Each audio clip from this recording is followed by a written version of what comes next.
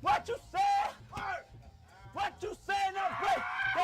Oh, I was like, this ain't no goddamn way. This motherfucking natural. I don't need to be ashamed of what the fuck. That's a motherfucking natural. It's a motherfucking natural, you know? Of rappers, and there are some pretty disturbing audio and video recordings surfacing on social media. Apparently, these recordings feature some of y'all favorite rappers so far as to threaten those who spoke out. But it seems while Meek was busy doing damage control, evidence kept piling up. There's this seriously messed up audio of him allegedly getting intimate with Diddy. However, getting intimate does R-worded. On the other hand, many other fans are saying Meek was a willing participant because he apparently hinted in a resurfaced song that he's willing to get involved. Videos are now popping up showing Diddy with different industry men. So buckle up because this rabbit hole goes deep. No Diddy. Let's go. No Diddy.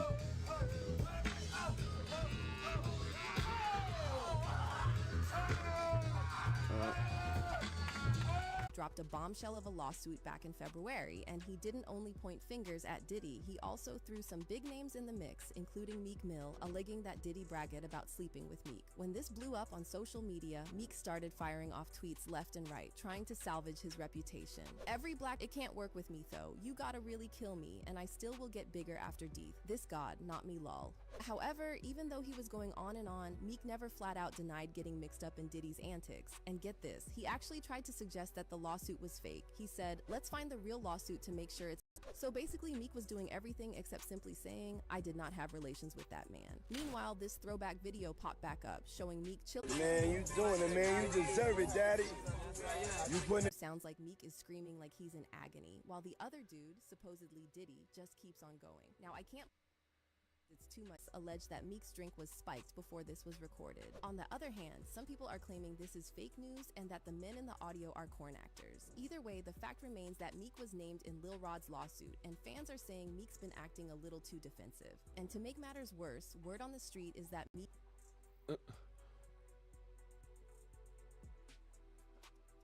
And then there's also this old track that surfaced where Meek... I hope they forgive me for what I did with Diddy.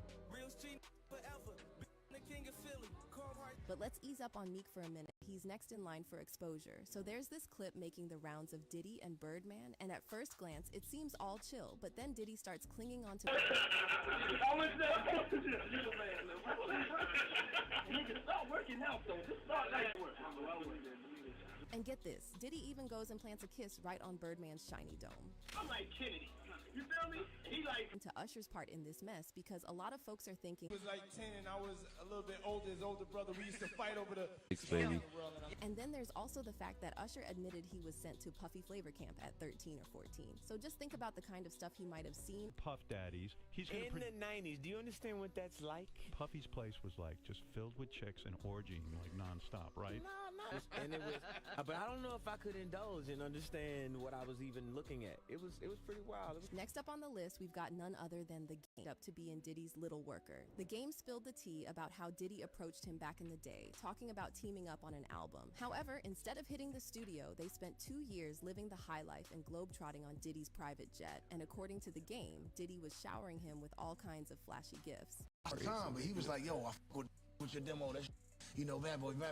Hey, Playboy, hey, here go a watch, Playboy, here go a chain, Playboy. I'm like, yo, we at ATL this weekend, Playboy, pop out. And I was going everywhere with Diddy. Interested in working with you also? Yeah, Puff. I was running around with Puff for a minute, but we was just partying, man. Puff liked to party.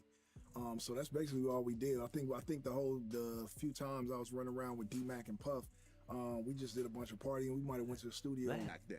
Still a huge deal. I mean, he's still a huge deal, but he's not doing music anymore, right. Is what I'm saying. Back then, Bad Boy was on fire, and he's running around with you. And, you know, Puffy's a busy guy. I was running around with him. Yeah. He wanted to sign me. He just, you know, he was moving around. Like, he had the restaurant Justin's in Atlanta, so we was in and out of that. When Jesus was coming, coming of age. But we Video part 21, Hate It or Love It, and the cover featured a photo of Game, supposedly in his dancer outfit.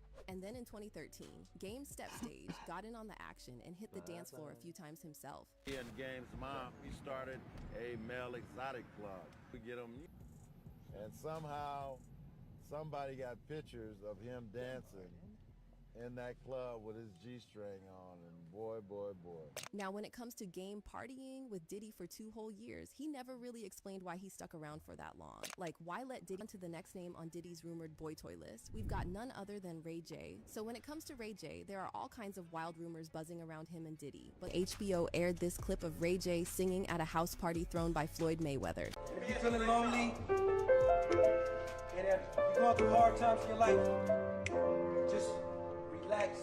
He hopped on Twitter to say, nah, but Floyd saying we having a concert in my living room and the camera cuts to Ray J singing One Wish on the piano had me in tears. You want to disrespect me and the money team?